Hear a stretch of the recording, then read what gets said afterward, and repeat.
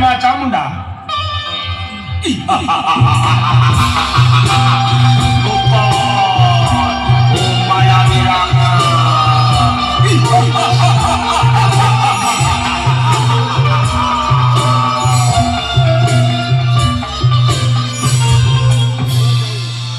માયાવી રાક્ષસ મારા ભક્ત પૂજારીને રેંજાડીને તે ભારે ભૂલ કરી.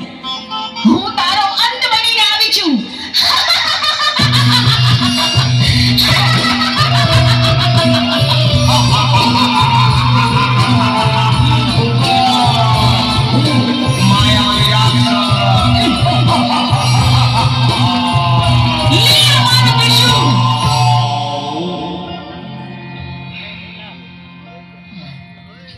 લાવ આ રાક્ષસના મર્દાને મેરુ પર્વત ઉપર ઉડાડી મૂકું, જેથી કોઈ ભક્તજનોને ડરાવે નહીં.